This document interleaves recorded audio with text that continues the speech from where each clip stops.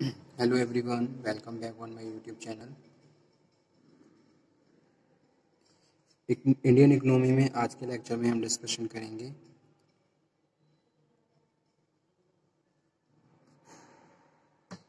Economic planning main functions. ठीक है, तो कौन कौन से मेन फंक्शंस होते हैं इकोनॉमिक प्लानिंग के। इकोनॉमिक प्लानिंग का जो टॉपिक है ये लास्ट लेक्चर से हमने स्टार्ट किया था, सो आई होप आपने अटेंड किया होगा। आज हम स्टार्ट कर रहे हैं फंक्शंस और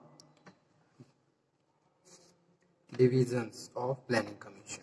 ठीक है, तो कौन कौन से मेन फंक्शंस होते हैं। इकोनॉमिक प्लानिंग को एस्टेब्लिश किया गया था मार्च 1950 में by the resolutions of government of India. ठीक है, और Pandit Jawaharlal Nehru was the first chairman of economic planning of India. ठीक है, planning commission India works directly under the overall guidance of national development council. तो एनडीसी के गाइडेंस के under में planning commission काम करता है। इसका main focus primary policy making, ठीक है, and guide the nations for the development process. तो इस तरीके से ये गाइड करता है नेशंस को। और जब भी 5 ईयर प्लान फॉर्मुलेट किए जाते हैं तो प्लानिंग कमीशन कंसल्ट करता है सेंट्रल मिनिस्टर्स को और स्टेट गवर्नमेंट्स को, सो इजीली एंड बेटर तरीके से फ्रूटफुल हम प्लान बना सकें, इम्प्लीमेंट कर सकें और स्पेसिफिक ऑब्जेक्टिव को सेट कर सकें। ठीक है, कौन कौन से फंक्शंस होते हैं। तो सबसे पहला है assessment of the capability of country in terms of natural material. तो यहाँ पे पहला फंक्शन है एसेसिबिलिटी। हमें ये खुद ये डिटरमाइन करना है कि कितने कैपेबल हैं और कितने कहाँ स्ट्रेंथ है।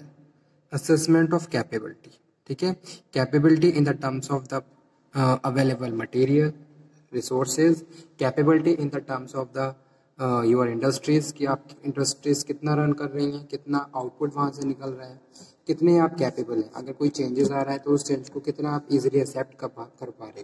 तो इन सब चीज़ों का असेसमेंट किया जाता है। तो यही फर्स्ट फंक्शन है इकोनॉमिक प्लानिंग और प्लानिंग कमीशन ऑफ इंडिया का।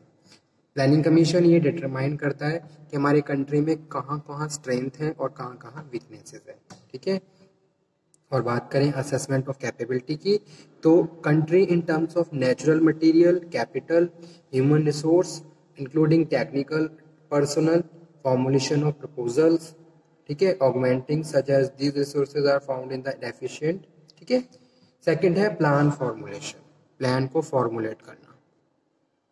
यहाँ मैं किसी एक स्पेसिफाई एरिया को के बारे में बात नहीं कर रहा हूँ, मैं पूरी कंट्री के बारे में बात कर रहा हूँ। ठीक है, तो हर सेक्टर के लिए अलग अलग प्लान बनाना और उसको फॉर्मुलेट करना, that is also responsibility of economic planning commission. ठीक है, और बैलेंस्ड यूटिलाइजेशन ऑफ रिसोर्सेज होना चाहिए, बैलेंस्ड यूटिलाइजेशन ऑफ रिसोर्सेज।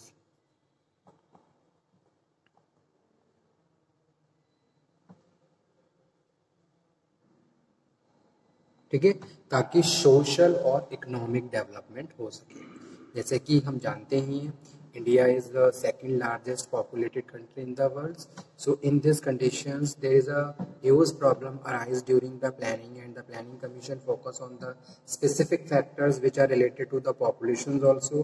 तो इतनी हाईली पॉपुलेटेड कंट्री होने के बावजूद किस तरीके से हम सोशल डेवलपमेंट कर सकते हैं, क्वालिटी ऑफ लाइफ इंप्रूव कर सकते हैं, that is also very important thing for the under developing countries. ठीक है, तो वही चीज plan formulation, effective balance utilisation और social and economic development. Social and economic development, ठीक है, लोगों की इनकम बढ़नी चाहिए, उनका लिविंग स्टैंडर्ड रेज होना चाहिए।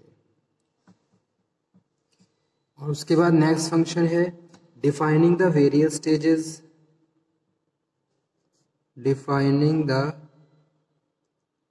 Various stages in which plan should be carried, in which plan should carried.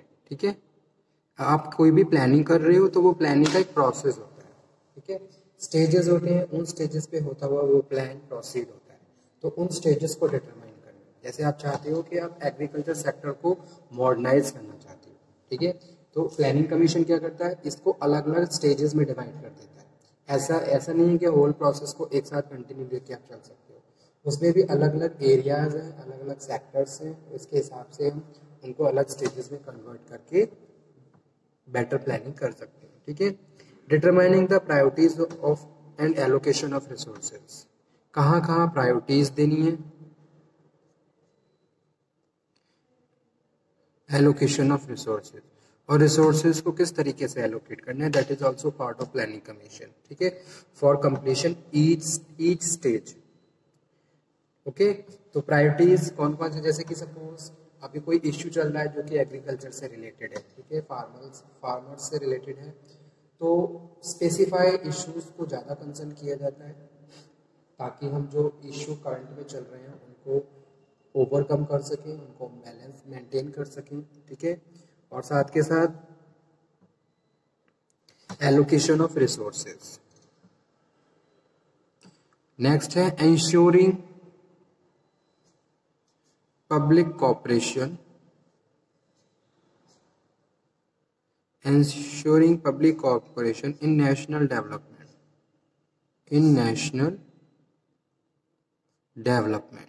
ठीक है, कोई भी हम स्ट्रेटेजी बना रहे हैं उस स्ट्रेटेजी को इम्प्लीमेंट करना ऑन द, ये एक ग्राउंड एरिया का काम आ जाता है। ठीक है, तो यहाँ पे हम बात कर रहे हैं पीपल्स की, हमें लोगों को मोटिवेट करना होगा कि अगर कोई भी पॉलिसी, कोई भी स्ट्रेटेजी बनाई है तो वो स्ट्रेटेजी इम्प्लीमेंट होनी चाहिए। ऐसा नहीं है स्ट्रेटेजी को फॉर्मुलेट कर दिया गया और इम्प्लीमेंट नहीं किया गया, और इम्प्लीमेंटेशन के लिए आप जो पॉपुलेशन है उसको इन्वॉल्व करते हो। ठीक है, तो वहाँ पे अवेयरनेस होनी चाहिए, उन्हें पता होना चाहिए कि करंट में क्या प्लान चल रहे हैं।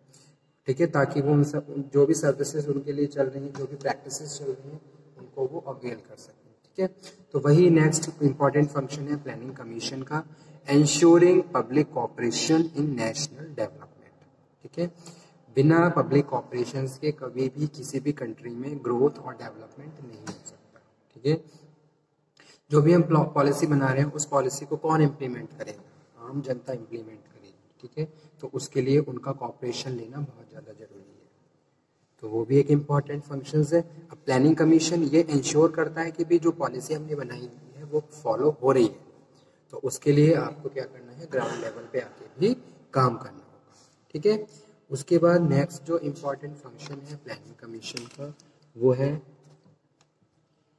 पर्सपेक्टिव प्लानिंग और डेवलपमेंट ऑफ हिली एरियाज। ठीक है, तो ये सब तो क्या है, फंक्शंस हो गए। अब आप बात करते हैं कॉम्पोजिशंस की, compositions of planning commission.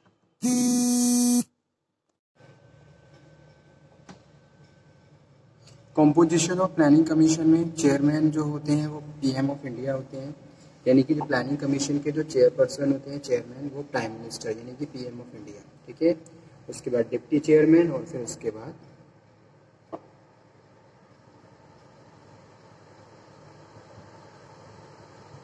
Deputy chairman and then members। ठीक है, members constitute of various members from central and state government, central and state government। ठीक है, so the prime minister in this his capacity work as a chairman of the planning commission, participate and gives direction to the commission at the time of policy formulation on major issues।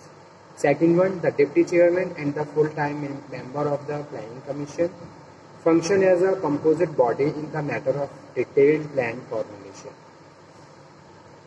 Full-time member provide advice and guidance to the various technical and subjective divisions। ठीक है, formulations of approach to the 5-year plan and the annual plan। Full-time member also give expert guidance to the subject division for the monitoring and evaluating the plan, program, project or schemes। Functioning of planning commission is governed through the several technical subject division. Each division is headed by the principal advisor और the joint secretary joint advisor. ठीक है, तो इस तरीके से composition of planning commission को है, constitution of planning commission है. अब इसके डिविजन्स कौन कौन से अलग अलग डिविजन्स होते हैं. Divisions of planning commission.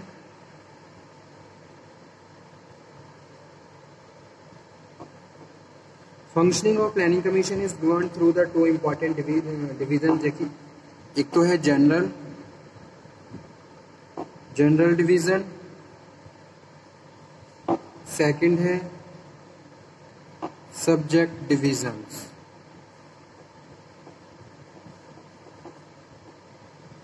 ठीक है, general divisions functions in the planning commission, जैसे कि central resources division, development policy division, development programme, hill area development in north eastern region, financial resources division, international economic division और labour employment and man power division.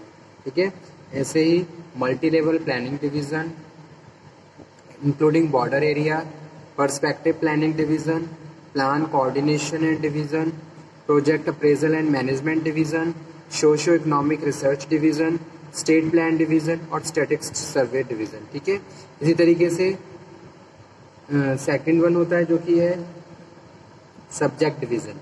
Subject division में बात करते हैं agriculture की, backward classes की, communication and information technology division की, education division की, environment and forest division की, health and family welfare, industry, mineral, science and tech, welfare, social welfare, transport, village, small industry division, water resource और western Ghat secretariat.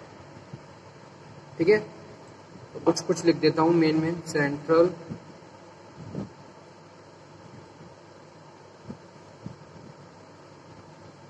Resource division,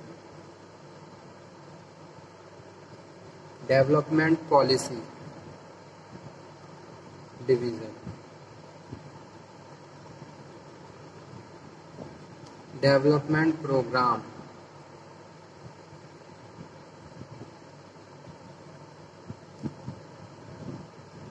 financial resource,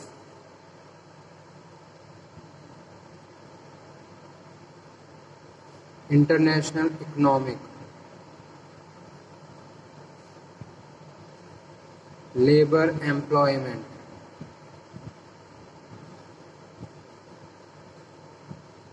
socio economic,